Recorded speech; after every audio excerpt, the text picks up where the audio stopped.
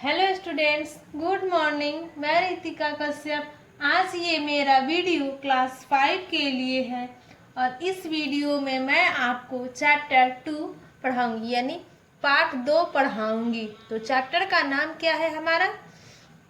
जरा फिर से बताओ।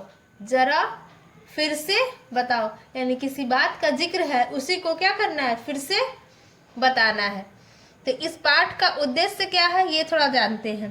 पाठ से जुड़े उद्देश्य हैं जोश में होश खोने से सारे किए धरे पर पानी फिर जाता है, यानी जोश में होश खो देने से सारे किए धरे काम पर क्या हो जाता है? पानी फिर जाता है।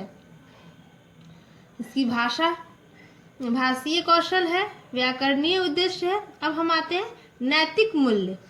नैतिक भाषाई कौशल, व्याकरणिक उद्देश्य और नैतिक मूल्य। तो नैतिक मूल्य जानते हैं, किसी भी काम में अपनी बुद्धि का सही उपयोग करना। किसी भी काम में अपनी बुद्धि का सही उपयोग करना। तो चलिए बच्चों, चैप्टर को शुरू करते हैं। चैप्टर जरा फिर से बताओ। चलिए बच्चों, नेक्स्ट पेज पे हम लोग पढ़ते हैं। एक बूढ़े आदमी ने अपने खेत में इस बार मटर बोई थी।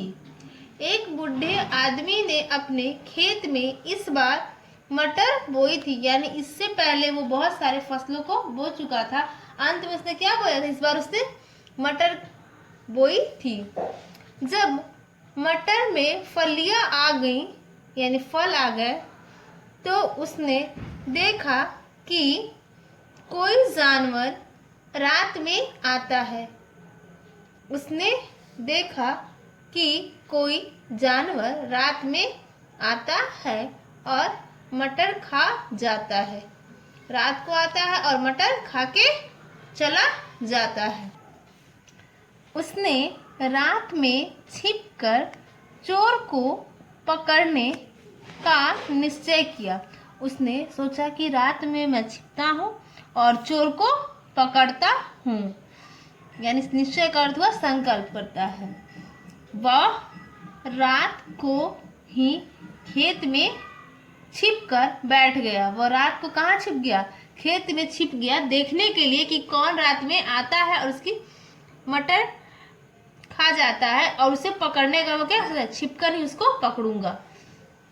उसने देखा कि रात बहुत गहरा गई है, यानी बहुत देर बीत गया, रात गहरा गई है। चारों तरफ अंधेरा फैल गया है।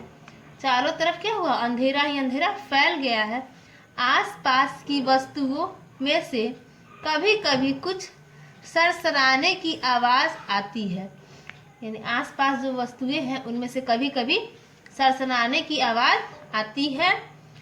बहुत दूर सड़क पर आते जाते ट्रक की लाइट भागती नजर आती है। लाइटें बहुत दूर सड़क पर आते जाते ट्रकों की लाइटें भागती नजर आती हैं। कहीं दूर से सियारों और नीलगायों के झुंडों की आफत मचाने वाली आवाजें भी कभी कभार आती हैं। कभी कभी ट्रक की लाइटें की नजर आती हैं भागती नजरों से, तो कभी कभी सियार और नीलगाय की झुंड आफत मचाती हुई आवाज भी आती है। आकाश में चांद के पानी में अपनी परछाई डालते हुए नीले पीले बादल उड़ रहे हैं, यानी आकाश में चमक रहे चांद अपनी परछाई को डालते हुए नीले पीले बादलों में उड़ रहे हैं। तभी उसने देखा कि एक हाथी आकाश से जमीन की ओर उतर रहा है। आसमान से जमीन की ओर एक हाथी उतर रहा है। यह इंद्र के ऐरावत के अलावा और कौन हो सकता है? वह सोचा कि यह इंद्र के ऐरावत के अलावा कौन हो सकता है। बूढ़े ने सोचा। कुछ देर बाद उसने देखा कि वह हाथी उसके मटर के खेत में उतर गया। वो हाथी कहाँ उतर गया? उसके मटर के खेत में। और वह खूब हरी हरी मटर की फलियां खाने के बाद पोखरी में पानी पीने लगा। मन भर वो क्या किया? मटर की फलियों को खाया और पोखरी में पानी पीने लगा। तो यह बात है, शायद स्वर्ग में खाने पीने की कोई व्यवस्था नहीं है। बूढ़े ने सोचा कि शायद स्वर्ग में खाने पीने की कोई व्यवस्था नहीं है, इसीलिए मटर मेरे खेत से खाता है हाथी और पानी पोखरी में पीता है। तभी तो ऐरावत गजराज आकाश से धरती पर मटर खाने और पोखरी में पानी पीने आया है। वह सोच रहा था कि यहाँ स्वर्ग में खाने पीने की व्यवस्था नहीं है, इसीलिए गजराज ऐरावत धरती पर आता है मटर खाने और पोखरी में पानी पीने।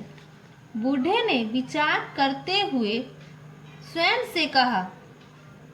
अभी वह यह बात सोच ही रहा था कि तभी उसने देखा कि हाथी उड़कर आकाश में लौटने की तैयारी कर रहा है। अभी वह सोच ही रहा था अपने मन में, तभी उसने देखा कि हाथी क्या हुआ? उड़कर आकाश में यानी स्वर्ग की तरफ जाने की तैयारी में लगा हुआ है। बच्चों, ये आपका चैप्टर 2 का है।